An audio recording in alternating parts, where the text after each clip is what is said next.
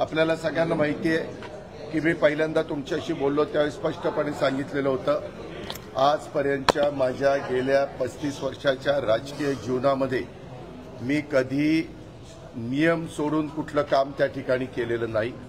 मागे माझ्यावर 2009-10ला आरोप झाले, परंतु ते आरोप कुठेही सिद्ध झाले नाही। त्याच्यात अनियमितता होती, श्वेतपत्रिका काढली, हेही आपल्याला सगळ्यांना ज्ञात आहे। परंतु त्याच्यामध्ये मधून एक कॉमेंट्स करून त्याच्यात टार्गेट करण्याचा प्रयत्न करतात। या व्यवहारामध्ये देखील मला अजिबात काही माहिती नव्हतं। माहिती असतं तर मी लगेच सांगितलं असतं, हो मला विचारून ते व्यवहार झालेला आहे। आणि मी कुणालाही माझ्या जवळच्या घरातल्या नातेवाईकांनी, माझ्या मुलांनी, माझ्या जे कोणी जवळचे सहकारी असतील यांनी कुणी जरी व्यवहार केला किंवा काही गोष्ट केली तर त्यांना मी सांगत असतो की संपूर्ण गोष्ट कायद्याच्या नियमाला धरूनच त्या ठिकाणी केली पाहिजे। आता या व्यवहारामध्ये मी जी माहिती घेतली त्याच्यामध्ये चर्चा मोठ्या प्रमाणात सुरू झाल्यावर आपल्या राज्याचे मुख्यमंत्री नागपूरला होते, त्यावेळेस मी त्यांच्याशी फोनवर संपर्क साधला आणि मी त्यांना सांगितलं, जरी माझ्या घरातल्या जवळच्यांशी संबंधित असणारा हा विषय असला तरी तुम्ही राज्याचे प्रमुख आहात, तुम्हाला जे काही नियमाप्रमाणे करावं लागेल त्याची चौकशी करावी लागेल। काय तुमच्या मनामध्ये समिती नेमायची असेल, जे काही करायचं असेल, कारण आपण एवढ्या मोठ्या राज्याचं नेतृत्व करतात ते करा। मला माझा त्या गोष्टीला पाठिंबाच राहील, कारण शेवटी वस्तुस्थिती आरोप करणं सोपं असतं, परंतु त्या आरोपातली वस्तुस्थिती काय आहे हे जनतेला कळणं देखील तितकंच महत्त्वाचं असतं। याबद्दलची माहिती घेतल्यानंतर तुमच्या लक्षात येईल की ह्या व्यवहारामध्ये 1 रुपया पण दिला गेला नाही, तरी मोठे मोठे आकडे सांगितले, मोठ्या मोठ्या गोष्टी सांगितल्या गेल्या आणि विरोधकांनी पण आम्हाला वेगवेगळ्या पद्धतीनं टार्गेट करण्याचा प्रयत्न केला। साहजिकच आहे, विरोधक त्याचा बदनाम म्हणजे आम्हाला टार्गेट करण्याचा प्रयत्न करणारच, तो त्यांचा अधिकार आहे, त्या खोलात मला जायचं नाही। परंतु मला आज संध्याकाळी कळालं की ह्यामध्ये ते जे काही डॉक्युमेंट झालेले होते ते सगळे कॅन्सल करण्यात आलेले आहेत। जो काही व्यवहार झालेला होता तो कॅन्सल करण्यात आलेला आहे। दुसरी गोष्ट, या राज्याचे ॲडिशनल चीफ सेक्रेटरी रेव्हेन्यू यांच्या अध्यक्षतेखाली काही विभागीय आयुक्त आणि काही वेगवेगळे मान्यवर यांची समिती आजच काहीतरी जाहीर करण्यात आलेली, विभागीय आयुक्त पुणे, अप्पर मुख्य सचिव महसूल मुद्रांक नोंदणी, जमाबंदी आयुक्त आणि संचालक भूमी अभिलेख, नोंदणी महानिरीक्षक व मुद्रांक नियंत्रक पुणे, जिल्हाधिकारी पुणे आणि सहसचिव मुद्रांक महसूल व वन विभाग, आणि त्यांना या संदर्भामध्ये या सगळ्याची चौकशी करून हे साधारण 1 महिन्याच्या आत हा अहवाल सादर करावा अशा पद्धतीनं सूचना केलेल्या आहेत की मौजे मुंढवा, तालुका पुणे शहर, जिल्हा पुणे येथील सर्वे नंबर 88 मधील जमीन खरेदीच्या दस्तामध्ये झालेल्या अनियमिततेबाबत चौकशीसाठी चौकशी समिती नियुक्त केलेली आहे। तिनं पण पारदर्शकपणे काम करावं, साहजिकच आहे, राज्यातल्या प्रमुखांनी सांगितल्यावर त्यांचं कामच आहे। आणि हे अधिकारी जर तुम्ही बघितले तर विकास खारगे यांचं गेले अनेक वर्षाचं काम, एक स्वच्छ अधिकारी म्हणून त्यांची प्रशासनामध्ये प्रतिमा आहे आणि बाकीच्याही अधिकाऱ्यांची तशाच प्रकारची प्रतिमा आहे। मला आपल्याला या निमित्तानं एक गोष्ट सांगायची, मी राज्याचा उपमुख्यमंत्री असल्यामुळं माझ्या कुठल्याही अधिकाऱ्यांना, सगळ्या संबंधित क्लास 1, क्लास 2, IAS, IPS सगळ्या अधिकाऱ्यांना मला सूचना करायची की इथून पुढे देखील कुठल्याही प्रकारचं प्रकरण जर तुमच्या पुढे आलं तर ते नियमाला धरून नसेल तर अजिबात कुठलाही प्रेशर खाली न येता सरळ त्याला काट मारायची। कुणी माझ्या जवळचा नातेवाईक असो, नाहीतर कुणी माझ्या नावाचा वापर करून कुणी काही केलेलं असलं तर हे मला चालत नाही, चालणार पण नाही।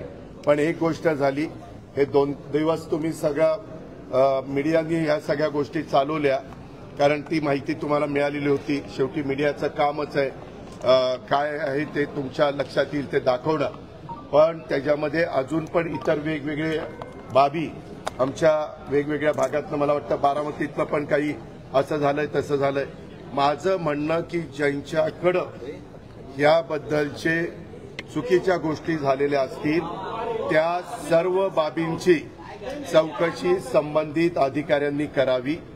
मागच्याही काळामध्ये जे कुठले व्यवहार झाले असतील त्याच्यामध्ये कुठेही आपण नियमाला बगल देऊन कुठल्याही गोष्टी केलेल्या नाहीत।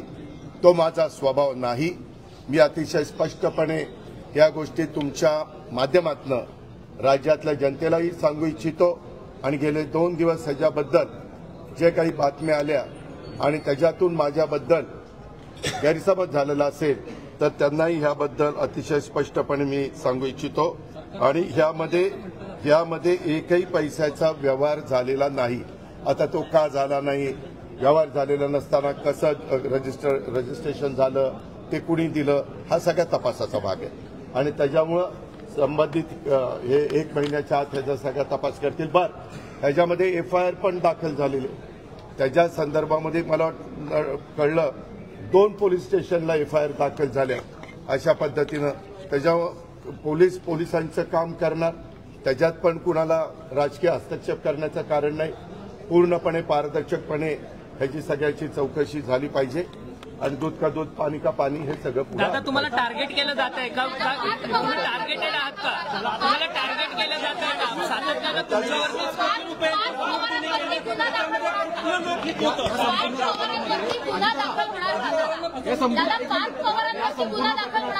त्यामध्ये चौकशी होईल ना। कुणी कुणाची फसवणूक केली आणि कुणी चुका केल्या त्याबद्दलची सगळी चौकशी होईल। कुणी सांगितल्यामुळे हे घडलं, कुणाचे फोन गेलेले होते, कुणी त्याच्यामध्ये दबाव आणलेला असेल तर दबाव आणला होता का, आणला होता तर कुणी आणला होता, आणला नव्हता तर मग कुणी अधिकाऱ्यांनी असं कसं केलं, ह्या सगळ्या गोष्टी चौकशी समिती पुढे या संदर्भात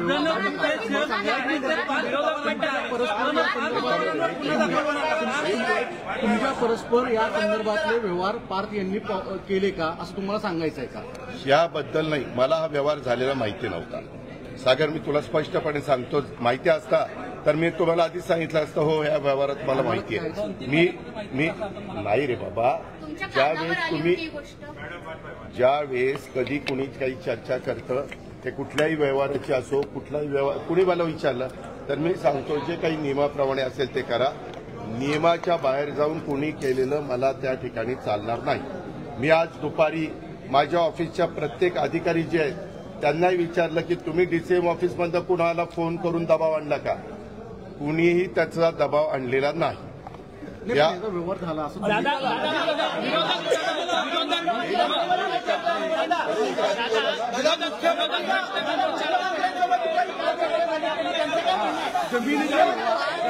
जमिनीचे व्यवहार मी उत्तर द्यायला तयार आहे। जमिनीचे व्यवहार रद्द झाले, एक मिनिट जमिनीचे व्यवहार रद्द झाले असं तुमचं सांगणं आहे, म्हणजे नेमकं काय झालं? नाही, ते जे काही रजिस्ट्रेशन होतं ते कॅन्सल करण्यात आलेलं आहे। त्याच्यामध्ये आता ते रजिस्टर ऑफिसला काय तिथं सादर केलं मला एवढीच माहिती मिळाली, ते सगळं रद्द करण्यात आलेलं आहे। आता त्याच्याबद्दलचं काय कागदपत्र दिली, कारण मी त्यानंतर इथं येऊन आतापर्यंत आम्ही सगळेजण तो आढावा घेत होतो, परंतु मला एवढी न्यूज कळालेली आहे की तिथं नोंदणी कार्यालयामध्ये जाऊन हे सगळं झालेले डॉक्युमेंट्स रद्द करण्याच्या संदर्भामध्ये ऍफिडेव्हिट दादा पण विरोधकांकडनं प्रश्न विचारले तुमच्या मुलावरती गुन्हा दाखल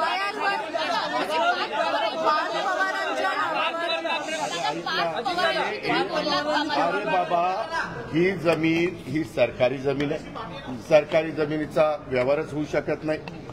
ही पूर्वीची महारत्नाची जमीन आहे। या अशा अनेक गोष्टी पुढे आलेल्या आहेत, त्याच्याबद्दलच ACS रेव्हेन्यू आणि त्यांची टीम ही चौकशी करणार आहे। मग असं असताना इथं रजिस्ट्रेशन झालं कसं, कुणी केलं, कोण त्याला जबाबदार आहे, या सगळ्या गोष्टी त्याच्या ठिकाणी होतील आणि त्याच्यामध्ये मला वाटतं 3 लोकांच्यावर FIR मध्ये नावं टाकली गेलेली आहेत, त्यांची पण चौकशी केली जाईल। काही जणांनी विचारलं की बाबा त्या कंपनीमध्ये पार्थ पवार असताना त्यांना कसं काय त्यांचं नाव टाकलं गेलं नाही, तर मला माहिती अशी मिळाली की रेव्हेन्यू मिनिस्टर चंद्रशेखर बावनकुळे साहेबांनी सांगितलं की जे ऑफिसला आलेले होते त्या ऑफिसला येऊन ज्यांनी सह्या केल्या त्यांच्यावर FIR दाखल केलेला आहे.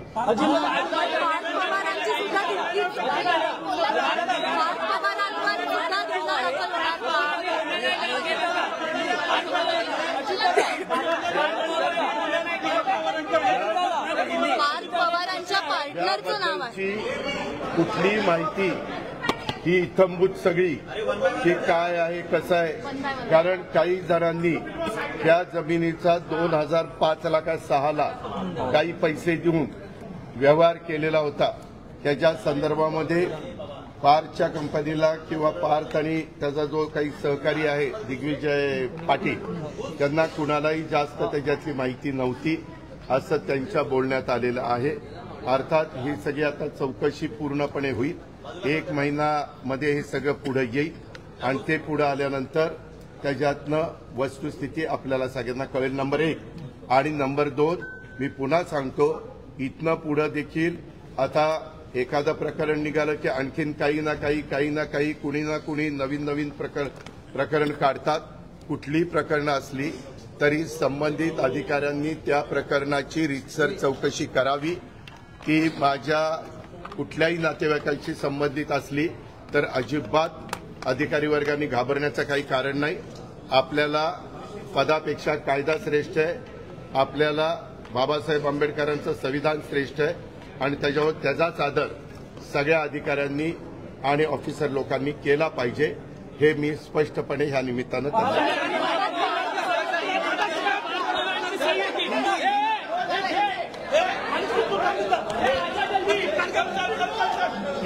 आदित्य